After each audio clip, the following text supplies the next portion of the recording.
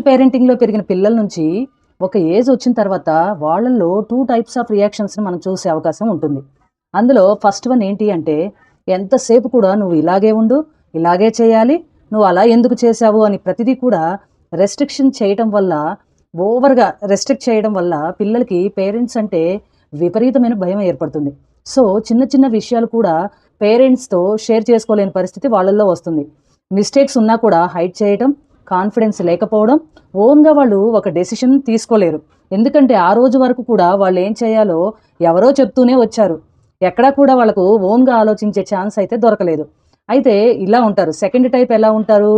Second type of reaction ఏంటి అంటే కంప్లీట్‌గా ఆపోజిట్. అంటే రెబెల్స్ లాగా తయారవుతారు.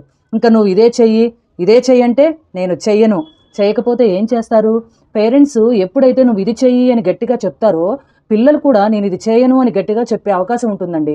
ఇంకా సర్టెన్ ఏజ్ వచ్చేసరికి అంటే ఒక టీనేజ్‌కొచ్చిన తర్వాత ఈ టైప్ ఆఫ్ బిహేవియర్ వాళ్ళలో కనిపిస్తుంది. వాళ్ళు చేసిన మిస్టేక్స్‌ని దాచేయడం. ఎందుకంటే ఇది మనం చేశాము అని చెప్తే ఇంకా ఏమంటారో, ఇంకెంత గొడవ చేస్తారో, ఎంత హడావుడి చేస్తారో, ఏం కాదు అని లైట్ తీసుకోవడం. పేరెంట్స్ అంటే లెక్కలేనితనం. మనం ఏం చెప్పినా వాళ్ళు అర్థం చేసుకోరు.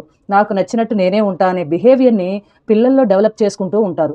కాబట్టి మీ పిల్లల్లో కూడా ఇలాంటి సింప్టమ్స్ కనిపించినట్టయితే రండి కామెంట్ సెక్షన్‌లో మాట్లాడుకుందాం.